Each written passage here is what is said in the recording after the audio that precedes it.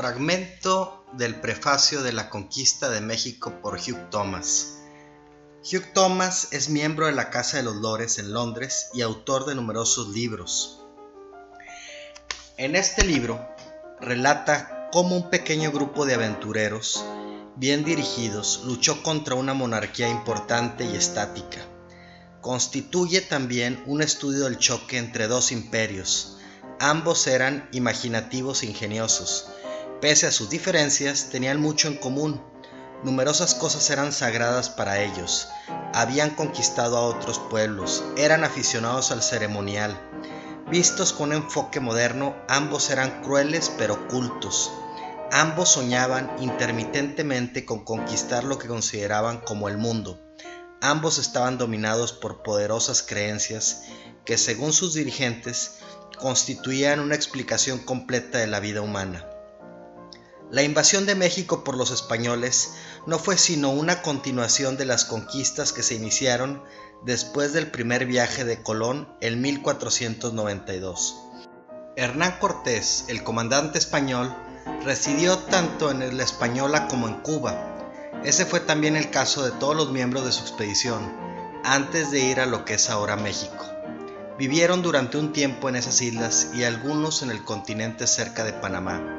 La monarquía que gobernaba los pueblos de México en 1519 era más refinada que los caciques del Caribe antes de la llegada de Colón.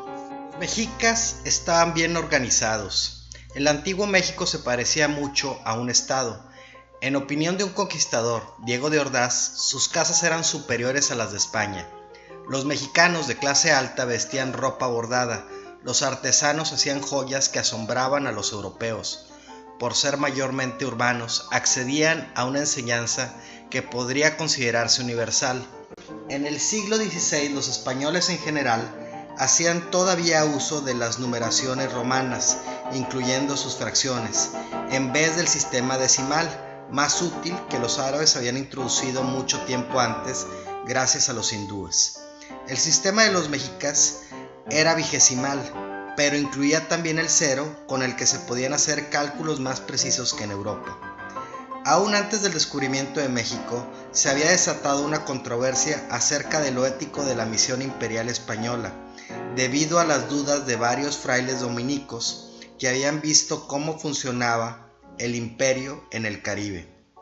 Hoy en día, sus razonamientos nos parecen remotos y áridos. Sin embargo, ningún otro imperio europeo, ni los romanos, ni los franceses, ni los británicos, pusieron en duda el pronóstico de su expansión.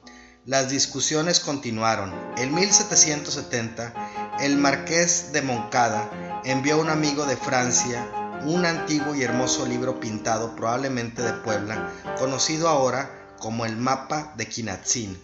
En él escribió: «Vos juzgaréis si los mexicas eran unos bárbaros en los tiempos en que les fueron robados sus tierras, sus bienes y sus minas, o si lo éramos nosotros».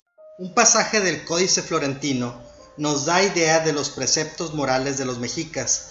Al menos en teoría, admiraban muchas de las características que supuestamente admiraban los caballeros de Europa: el ahorro, la compasión, la sinceridad, la prudencia, el orden, la energía, el cuidado, el trabajo duro, la humildad, el garbo, la discreción, la buena memoria, la modestia, el valor y la resolución.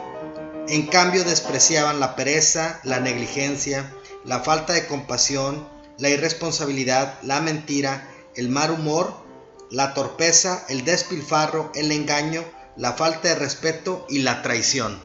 Mas había un elemento en sus costumbres que hacía creer, incluso a los frailes españoles, que los antiguos mexicanos eran bárbaros y que, por tanto, precisaban urgentemente ser salvados.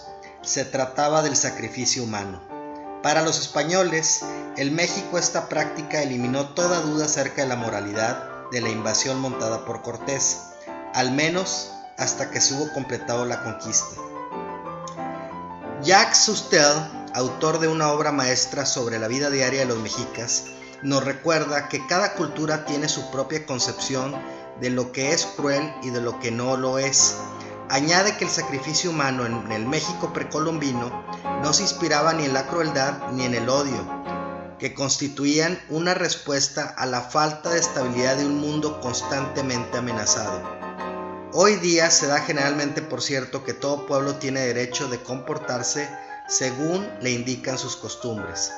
No obstante, aún ahora se necesitaría un estómago de acero para aceptar con un enfoque puramente antropológico todas las manifestaciones del sacrificio humano, no solo que a los prisioneros de guerra o a los esclavos se les arrancaba el corazón, sino que además el uniforme ceremonial de los sacerdotes estaba hecho del revés de la piel de las víctimas, que ocasionalmente arrojaban a la víctima al fuego, que encarcelaban, ahogaban a los niños y finalmente que como parte del ceremonial se comían los brazos y las piernas de las víctimas.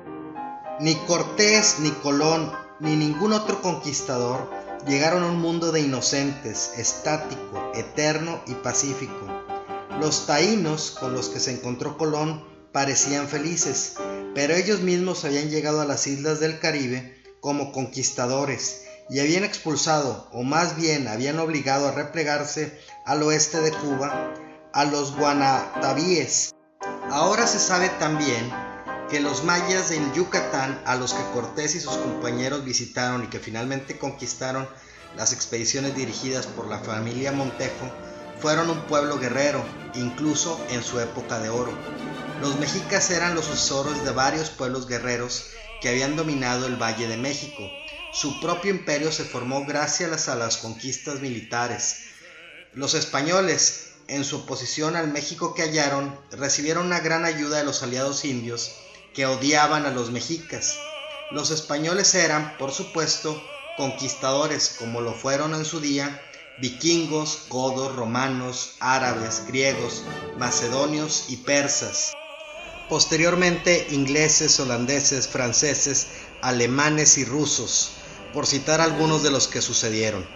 Al igual que la mayoría de esos otros guerreros, sobre todo los europeos que los seguirían, llevaban consigo sus ideas.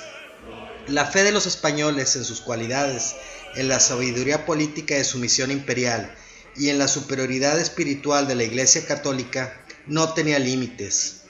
Oh, cuán fortuna ha sido para los indios la venida de los españoles, diría en 1554 el historiador Cervantes de Salazar, pues han pasado de aquella desdicha a su actual felicidad, y de la servidumbre a esta verdadera libertad. Oh, bestialidad extraña la de esta gente, escribía el fraile Durán hacia fines del siglo XVI, que en muchas cosas tenía buen regimiento y gobierno y entendimiento, pero en otras extraña bestialidad y ceguera. El objetivo declarado de los conquistadores era el de acabar con la bestialidad y utilizar la capacidad. Cortés y sus amigos no pretendían destruir el antiguo México. Su meta era entregarlo al emperador Carlos V, la más sólida espada del cristianismo, como regalo, como una pluma inapreciable, como dirían los mexicanos que emplean muchas metáforas. Los europeos del siglo XVI no sabían nada de las ideas que tornaban tímidas y vacilantes nuestras opiniones sobre la justicia, escribió Huizinga, el gran historiador holandés.